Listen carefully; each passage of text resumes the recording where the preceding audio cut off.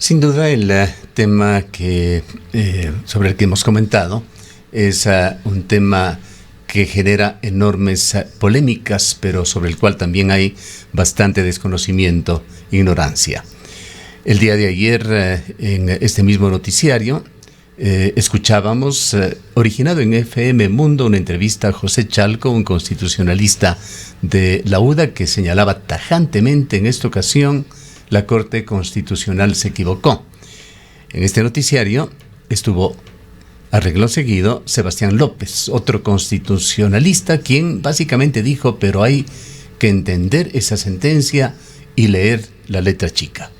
Para tratar de despejar dudas sobre este tema, hemos invitado en esta mañana a una verdadera experta en el tema, la doctora Catalina Mendoza, quien se especializa en géneros e igualdad. Quisiéramos, al tiempo de darle la bienvenida, doctora Mendoza, pedirle luz a usted en este tema tan sensible para los actores, sus padres y familiares. Bienvenida. Muchísimas gracias, ingeniero Cardoso, por la invitación. Yo me siento honrada de participar en su programa. Igualmente un saludo a la licenciada Rosana Encalada y a la audiencia de Antena 1. Efectivamente, este es un tema que va a generar un amplio debate, discusión, tensiones, ¿no? Usted acaba de señalar las expresiones, las opiniones que han vertido dos importantes constitucionalistas de nuestra ciudad y, por supuesto, del país. Desde mi punto de vista, la resolución de la Corte Constitucional del Ecuador no hace sino reconocer el derecho a la identidad de género en adolescentes como un derecho humano exigible. Ya las organizaciones de derechos humanos de nuestro país han destacado de la sentencia como un hito que consolida la identidad de género como un derecho, como un derecho, como un reconocimiento a esa lucha histórica del movimiento de la diversidad sexual y no como una concesión administrativa. Desde mi punto de vista, refuerza estándares internacionales vinculados al libre desarrollo de la personalidad, vinculando con el derecho de los niños, niñas y adolescentes. Yo puedo decir además que reconoce, ¿no es cierto?, el vínculo que existe con el derecho a la autonomía progresiva, que ya reconoce el derecho internacional de los derechos humanos de la niñez y adolescencia. Y para mí hace una especie de alinea, ¿no?, al Estado ecuatoriano con los criterios de protección que han venido siendo desarrollados por el Sistema Interamericano de Derechos Humanos. Para mí hay un avance clave, es desplazar, ¿no es cierto?, el debate moral que va a girar en torno a este tema hacia el campo de los derechos humanos y de los derechos que son además de exigibles, porque hay una correspondencia, una articulación entre el derecho al libre desarrollo de la personalidad con el derecho a la autonomía progresiva que el Derecho Internacional de los Derechos Humanos de la Niñez y Adolescencia ha venido reconociendo y desarrollando. Doctora y en ese sentido, Sí, doctora Mendoza, muy buenos días. Quizás una de las preocupaciones ciudadanas pasa por la madurez para tomar una decisión de esta naturaleza en tempranas edades como los 12 años, los 13 años y no esperar a la mayoría de edad. Entendemos que esta sentencia tiene además, implica además la aplicación de algunas herramientas precisamente para determinar que no es una decisión tomada a la ligera, sino que efectivamente puede ser una decisión que ya se fundamente en otros términos y que esto pueda ser debidamente analizado por profesionales que puedan dar fe, además de que esto es así.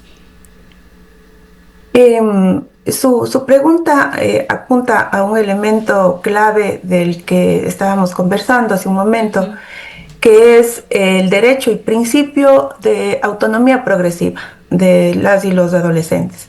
Este principio ha sido ampliamente reconocido en el derecho interamericano y en el derecho internacional de los derechos humanos de la niñez y adolescencia. Este principio implica que niños, niñas y adolescentes son sujetos de derechos con capacidad de decisión. Por supuesto, no estamos hablando de una categoría homogénea, ¿no es cierto? Entonces, por eso es que en el caso de las y los adolescentes se plantea que el ejercicio de este derecho sería a partir de los 12 años. Lo que hace es reconocer este derecho, principio de autonomía progresiva, y lo aplica de forma concreta, ¿no es cierto?, a la sentencia de la Corte Constitucional. Hay algo clave, para mí fundamental y básico, que la edad, ¿no es cierto?, no anula la agencia que tenemos los seres humanos. Las y los adolescentes son sujetos de derechos, son actores, tienen agencia, ¿no es cierto? Lógicamente esta se ejerce de manera progresiva, sino que además la gradúa, ¿no es cierto?, la reconoce y la gradúa. De manera que no es algo nuevo en el derecho internacional de derechos humanos, no. Más bien me parece que pasa por algo que sigue siendo muy fuertemente arraigado en nuestra cultura, que es el considerar que niños, niñas y adolescentes, en este caso los adolescentes, prácticamente no son sujetos de derechos, sino básicamente objetos de nuestro control, decisión, represión, etc. No hemos logrado desestructurar esta idea muy arraigada en nuestra cultura de que no tienen capacidad de opinión, de decisión y menos de actoría, ¿no? Y menos con un tema tan sensible vinculado a aspectos éticos y morales, ¿no?, que es básicamente lo que aquí se cuestiona, para plantearle elementos de crítica y de cuestionamiento a la sentencia. Por otro lado, el tema del género me parece que es importante tenerlo en cuenta. El género es una categoría social e histórica que se construye, que no está fija, que no se dicta de una vez y para siempre. Está básicamente influenciada por aspectos sociales, culturales, familiares, y por eso mismo son históricos. Es decir, es una categoría que muestra que hay relaciones sociales, culturales, políticas e incluso jurídicas que están determinando, ¿no es cierto?, la construcción social de las identidades, que además no son fijas. Y sobre eso siempre ha habido una sospecha familiar, cultural, religiosa, ¿por qué no decirlo jurídica?, que es la que en este momento está causando alerta, sospecha, y efectivamente, doctora Mendoza, esto de alguna manera se va decantando políticamente en el mundo. Por allí, ¿a cuántos gobiernos de derecha, particularmente de los Estados Unidos, hemos escuchado referencias sobre la cultura woke, que habla en forma peyorativa para describir lo que considera un activismo performativo, una corrección política extrema? Critican lo que llaman cultura de la cancelación, argumentando que el movimiento impone una visión ideológica, limita la libertad de expresión, prioriza la identidad de grupos por encima del mérito individual. Sean de la cultura o no, cultura woke o no, pero los defensores en general de este tema relacionado con cambios de género representa de alguna manera la evolución de la justicia social. Es la actitud de reconocer, cuestionar desigualdades que afectan a minorías LGBTIQ+, a mujeres, grupos étnicos, etcétera, y proponer cambios en el lenguaje, las leyes y la representación en los medios para ser más inclusivos. Sin embargo, los gobiernos que habíamos señalado, tomemos el caso de Donald Trump, por ejemplo, habla de la cultura woke con un enorme desprecio, señala que es una cultura que debe ser erradicada, incluso de los Estados Unidos lo considera como una aberración, y la aberración mayor, justamente estos temas relacionados con el cambio de género en adolescentes. Partía Donald Trump ya en su campaña de estadísticas, unas cifras que consideraba escandalosas de adolescentes que se habían realizado cirugías plásticas de adaptación de sus cuerpos bajo el tutelaje de sus padres en los Estados Unidos. Quisiéramos su punto de vista sobre estos temas que, como usted lo ha anticipado ya, se están convirtiendo en temas ideológicos, incluso en temas de carácter político. Sí, yo creo que no podemos sacar el análisis de este tema del contexto nacional e internacional que usted muy bien define y caracteriza. El derecho, la medicina y la ciencia han estado dados de la mano históricamente para fijar como normal y deseable unas identidades normativas a partir de las cuales se ha discriminado y se ha estigmatizado y se ha privado de derechos a quienes no se ajustan a estas identidades normativas. Es decir, este es un proceso histórico, ¿no? La medicina, la ciencia, la medicina como ciencia, el derecho y la religión se han dado de la mano.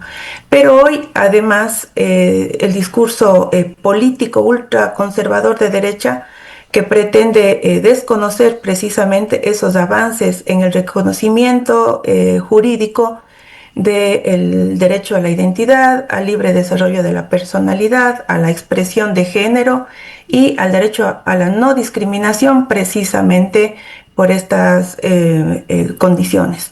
Desde mi punto de vista, asistimos a un momento clave de la historia que es el de resistir, ¿no es cierto?, a estos embates ultraconservadores que se ponen además en práctica a partir de decisiones políticas, sobre todo porque el derecho ha avanzado, ¿no? Y frente a esos avances del derecho, el derecho ya no les resulta conveniente a estos sectores ultraconservadores, entonces las decisiones que se toman son decisiones a partir de hechos de fuerza.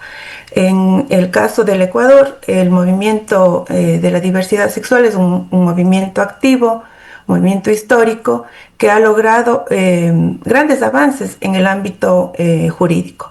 Pero estos avances no necesariamente se están materializando en la vida cotidiana, ¿no? Importantísimos los avances normativos, pero estos no necesariamente se materializan en la vida cotidiana porque estamos expuestos los seres humanos a una serie de desigualdades estructurales, ¿no?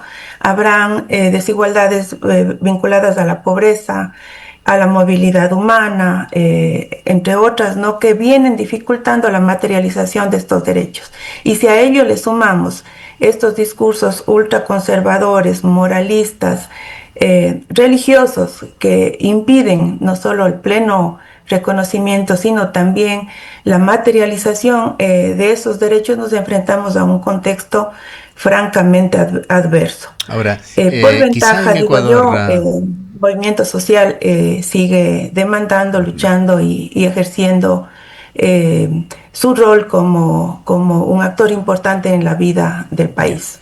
Quizá en Ecuador lo que más ha llamado la atención y ha sido una invitación al debate son los límites de edad. Sobre a quienes se permite ya proceder con este tipo de decisión, aclarado ya, como ya lo ha hecho, de que no es una decisión unipersonal, sino colectiva, además tutelada no solamente por adultos, sino por profesionales. Pero de cualquier manera, en el escenario ecuatoriano, ¿cómo garantizar esta sentencia, o cómo garantiza esta sentencia el derecho al libre desarrollo de la personalidad frente a la antigua restricción de la mayoría de edad?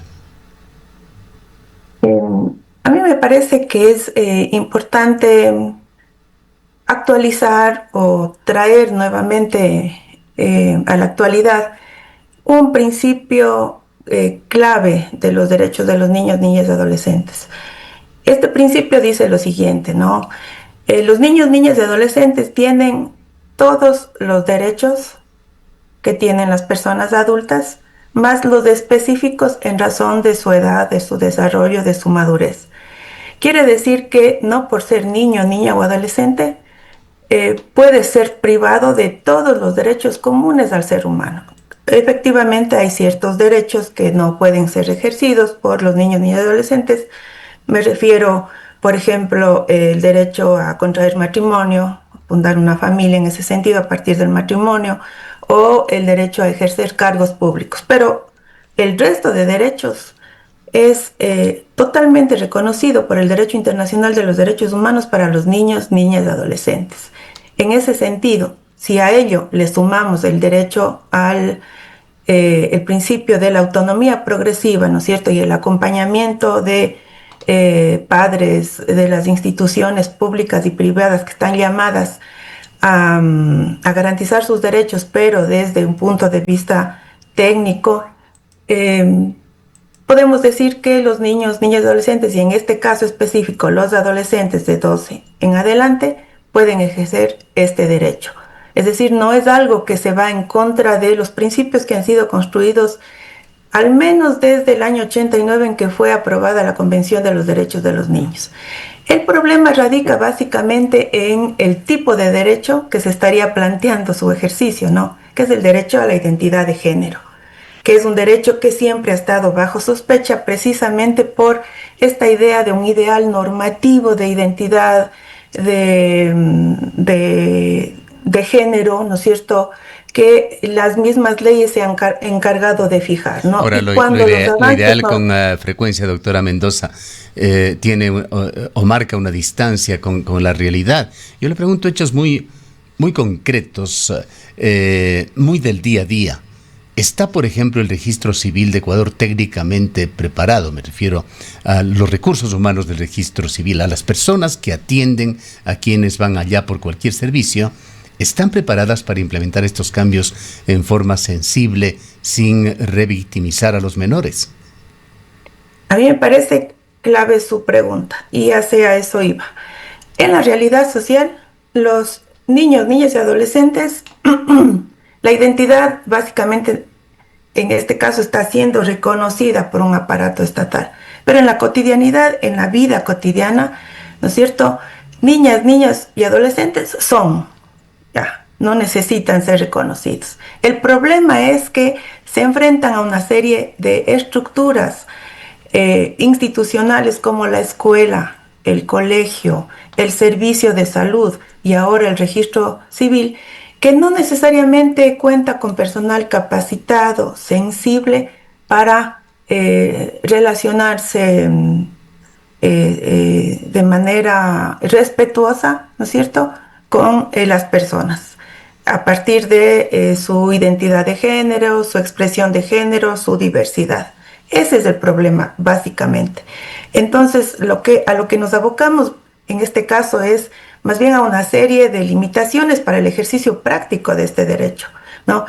Que el derecho no necesariamente garantiza por haber sido reconocido, ¿no?, sino porque la realidad social está plagada de una serie de desigualdades que hacen que materialmente sea muy difícil para ciertas poblaciones ejercer este derecho. Ahora explíquenos, por favor. Porque no cuenten con el acompañamiento de la familia o porque no puedan acceder a profesionales calificados para este acompañamiento, ¿no? Y también se puede correr el riesgo de la patologización, o sea, no estamos exentos de que los profesionales de la salud mental a veces tampoco llegan a jugar adecuadamente su rol de acompañamiento. La siguiente pregunta, ¿no?, que le tenía, que tiene que ver con esos conceptos que pueden resultar vagos, difíciles de definir, con el concepto de madurez, según estándares internacionales de psicología, de los derechos humanos.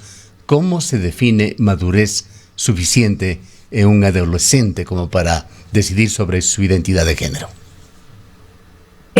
Si usted me permite, a mí me gustaría traer a colación básicamente y de manera muy sintética un caso que pudo conocer la Junta Cantonal de Protección de Derechos hace algunos años. En un colegio de la ciudad de Cuenca, María había sido registrado como Mario al nacer y su expresión de género era femenina. Sus compañeros y compañeras de aula le reconocían a partir de esa identidad femenina. Era el colegio el que no le permitía usar los baños para mujeres. ¿Ya? Y entonces fue María, con sus compañeros y compañeras y el apoyo de la familia, quien acudió a la Junta Cantonal de Protección de Derechos para demandar una medida de protección para que se reconozca la capacidad que tenía, ¿no es cierto?, de expresarse femeninamente, utilizar las instalaciones del establecimiento educativo. En términos concretos, eso es madurez. ¿Ya? No necesitamos una serie de definiciones científicas o técnicas.